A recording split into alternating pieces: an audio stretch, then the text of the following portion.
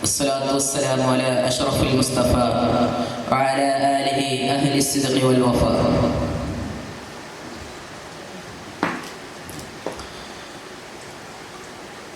അഭിമന്യരായ അധ്യക്ഷൻ, ബഹുമാന്യരായ ഉസ്താദുമാരെ, രക്ഷിതാക്കളെ, സ്നേഹം നിറഞ്ഞ സഹപാഠി സുഹൃത്തുക്കളെ,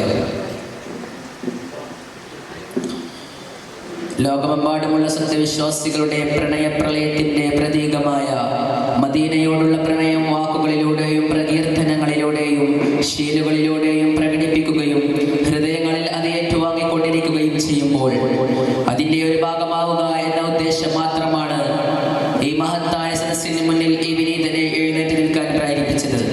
അല്പം ചില വാക്കുകൾ കൊണ്ട് അത് നിർവഹിക്കാൻ നാഥൻ തൗഫീഖ് നൽകി അനുഗ്രഹിക്കുമാറാകട്ടെ. ആമീൻ എന്ന് ആമുഖമായി പ്രാർത്ഥിക്കുകയാണ്.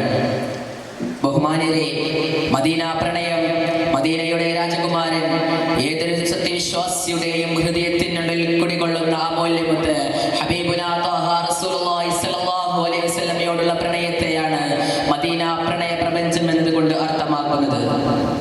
ആ പ്രണയ വസന്തം ഭൗതികമായി മറഞ്ഞിരിക്കുന്നത് മദീനയിലായതുകൊണ്ടാണ് മദീന ഇത്രമേൽ പ്രണയിക്കപ്പെടുന്നതും പ്രണയ വസന്തമാകുന്നതും.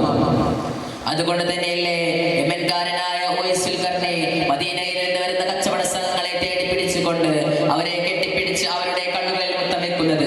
എന്തിനാണ് ഇങ്ങനെ മുത്തം വെക്കുന്നത് എന്ന് ചോദിച്ചപ്പോൾ വികാരപരിതനായി ഹൃദയം വിതുമ്പിക്കൊണ്ട് വിറക്കുന്ന ചുണ്ടുകളുമായി അദ്ദേഹം മറുപടി പറഞ്ഞത്, എന്റെ ഹബീബ് റസൂൽ സ്വല്ലല്ലാഹു അലൈഹി വസല്ലമയുടെ മദീന കണ്ട കണ്ണുകളാണ്, അതുകൊണ്ടാണ് ആ കണ്ണുകളിൽ ഞാൻ മുത്തം വെക്കുന്നത്.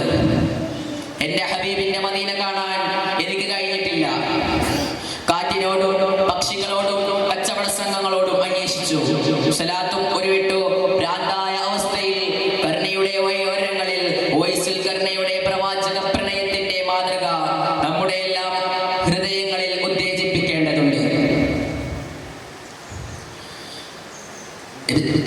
ഉവൈസുൽ ഖർനിയുടെ പ്രവാചക പ്രണയം അവിടെയും അവസാനിക്കുന്നില്ല.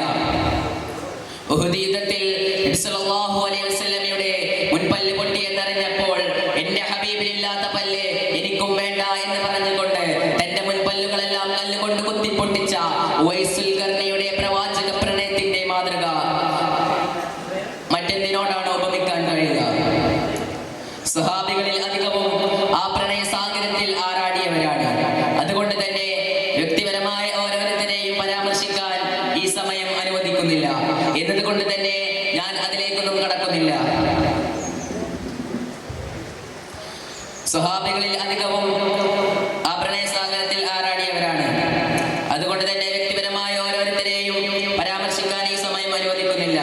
എന്നതുകൊണ്ട് തന്നെ ഞാൻ അതിലേക്കൊന്നും കടക്കുന്നില്ല. ലോകത്ത് വലിയ അനുയായ വൃന്ദങ്ങളുള്ള നേതാക്കന്മാരും മഹാന്മാരും ജീവിച്ചു കടന്നു പോയിട്ടുണ്ട്. എന്നാൽ നബി സല്ലല്ലാഹു അലൈഹി വസല്ലമയെ പോലെ ഒരു നേതാവിനെയും കണ്ടുപിടിക്കാൻ കഴിഞ്ഞിട്ടില്ല. എത്രത്തോളം എന്ന് പറഞ്ഞാൽ അവിടെ നിന്ന് തുപ്പാൻ മുതിർന്നാൽ അത് ഏറ്റുവാങ്ങാൻ കൈകൾ നീട്ടി മത്സരബുദ്ധിയോടെ ഓടിയെടുക്കുന്ന അനുചരന്മാരുടെ ചരിത്രം നമ്മുടെ എല്ലാം ഹൃദയങ്ങളിൽ പ്രതീക്ഷിക്കുമ്പോഴാണ് ദിവ്യ പ്രണയത്താൽ ജ്വലിക്കുക. പ്രവാചകൻ തിരുമേനി സല്ലല്ലാഹു അലൈഹി വസല്ലം വുളൂ ചെയ്യാൻ തുടങ്ങിയാൽ സ്വഹാബിമാർ പരസ്പരം മത്സരബുദ്ധിയോടെ തിക്കും തിരക്കും കൂട്ടുമായിരുന്നു. അവിടുത്തെ വുളൂയിൽ ശേഷിക്കുന്ന വെള്ളം ശേഖരിക്കാനായിരുന്നു അവർ ഇങ്ങനെ തിക്കും തിരക്കും കൂട്ടിയിരുന്നത്. ഇതെല്ലാം പ്രവാചക പ്രണയത്തിന്റെ ഉത്തമമായ മാതൃകയാണ്. പ്രവാചകൻ തിരുമേനി സല്ലല്ലാഹു അലൈഹി വസല്ലമയുടെ മദീനയെ ആത്മാർത്ഥമായി പ്രണയിക്കുവാനും അത് നമ്മുടെ ജീവിതചര്യയിൽ പിൻപറ്റുവാനും നാഥൻ തൗഫീഖ് നൽകി അനുഗ്രഹിക്കുമാറാകട്ടെ. ആമീൻ എന്ന അവസാനത്തിൽ പ്രാർത്ഥിച്ചുകൊണ്ട് എന്റെ ഈ ലഘു പ്രഭാഷണം ഞാൻ ഇവിടെ അവസാനിപ്പിക്കുന്നു. ആഖിറു ദഅവാന അനിൽ ഹംദുലില്ലാഹി റബ്ബിൽ ആലമീൻ. അസ്സലാമു അലൈക്കും വറഹ്മത്തുള്ളാഹി തആല വബറകാതുഹു.